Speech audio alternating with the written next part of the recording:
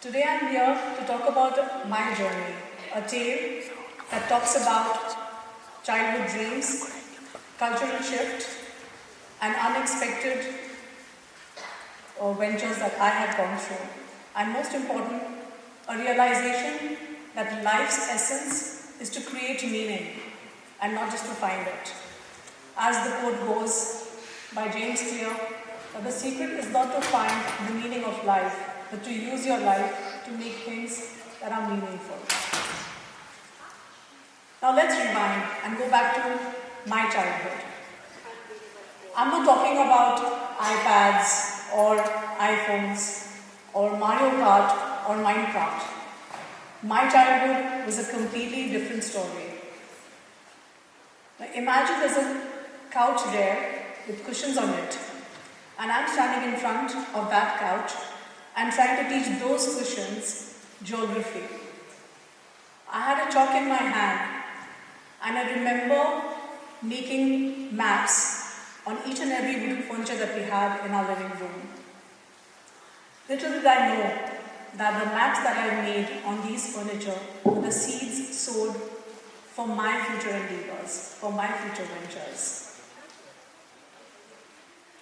I come from a traditional family. My parents, they really believe in giving education to the children, but at the same time, they felt that the daughters should get married at a specific time. And they made sure that they taught me cooking, and they also taught me that I have to take care of my family. So for them, there was a timeline that I had to get married to. So at the age of 22, after finishing my graduation, I came to Japan.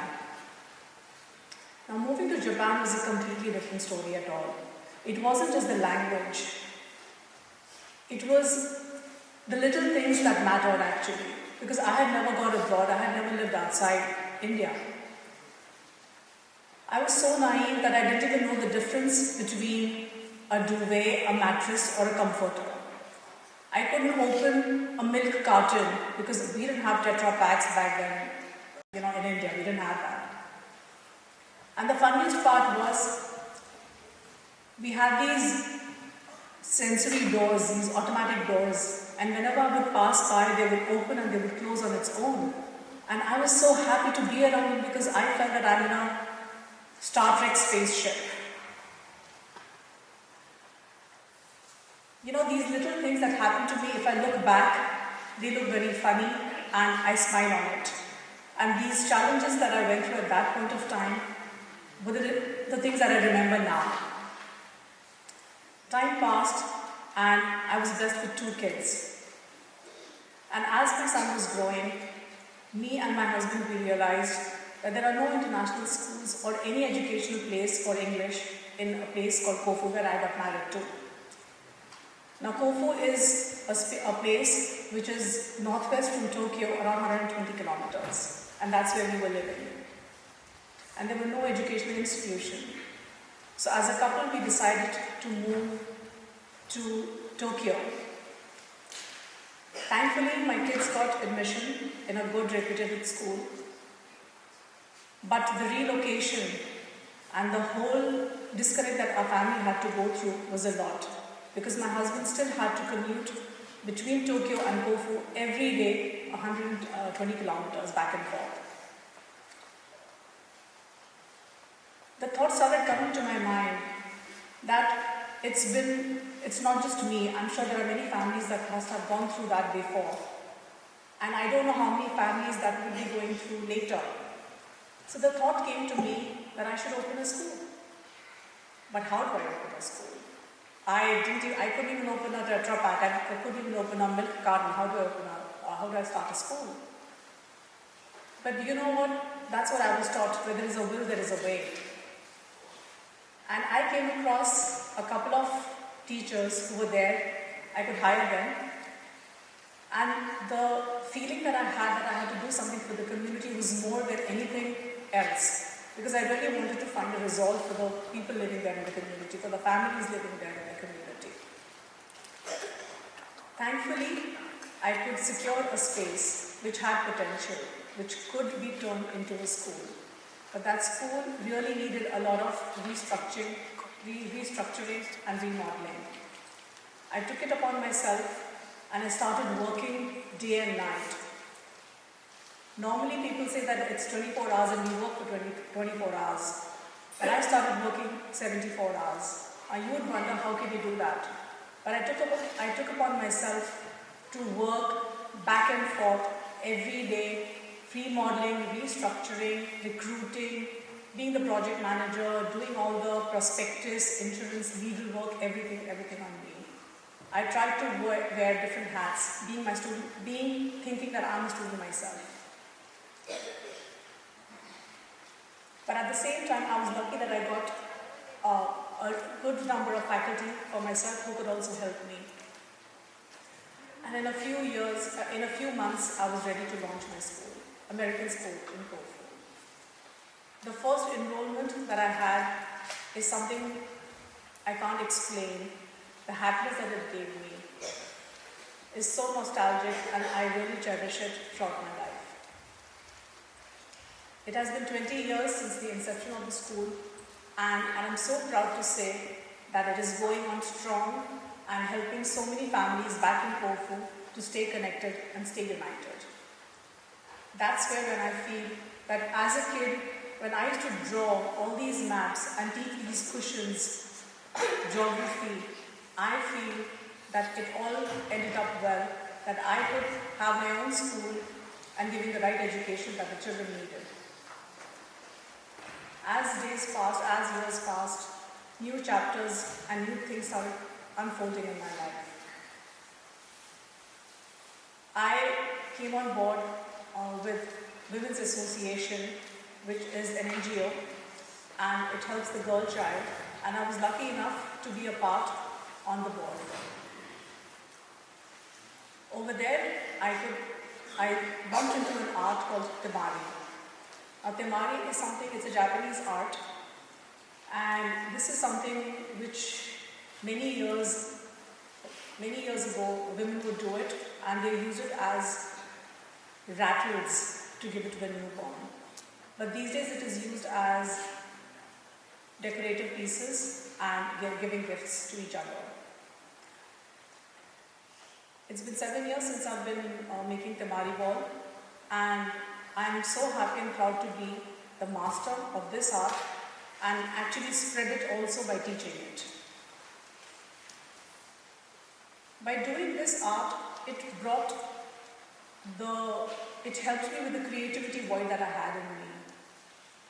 And the reason I'm bringing it up is because these days all of us are so busy with our own work. We are just so busy with running around trying to juggle between different hats that we all wear. We all need something like this, a creativity thing or a hobby that we could do to keep our sanity on. Because these little things, they go a long way. Many years passed, and then I had a feeling that I need to do more. I had the hunger to do more. Just the school and temari were not enough for me.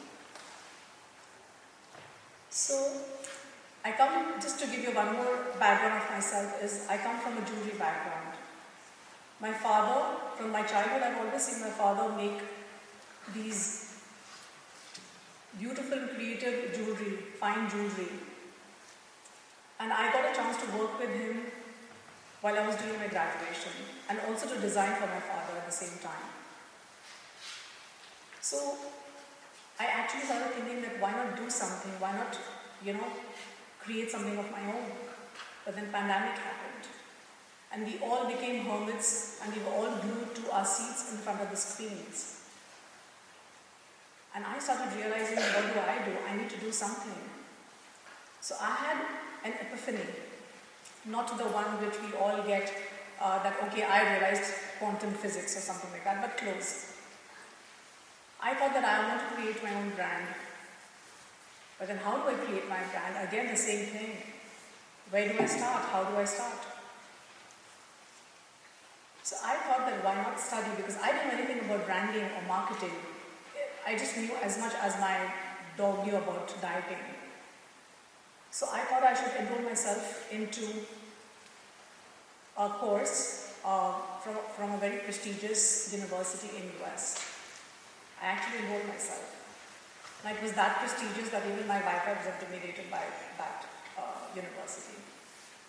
But anyways, I completed my branding course and the marketing course. And while I was doing it, I realized that I had been dived into the hashtags, the SEOs, and all the algorithms, which was completely like alien to me. But I was trying to learn all that language.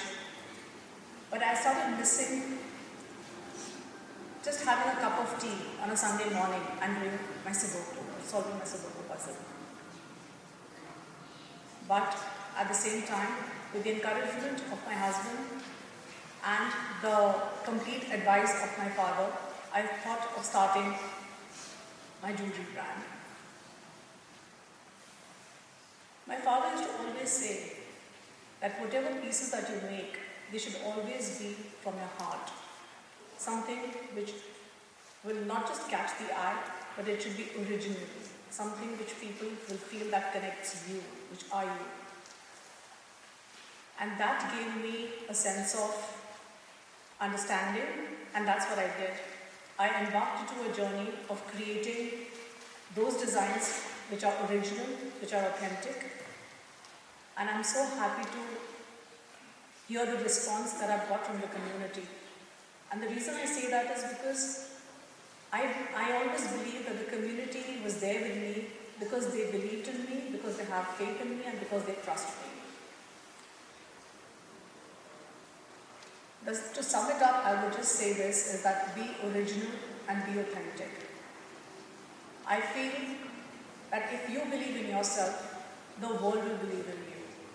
If you trust yourself, the world will trust you. If you respect yourself, the world will respect you.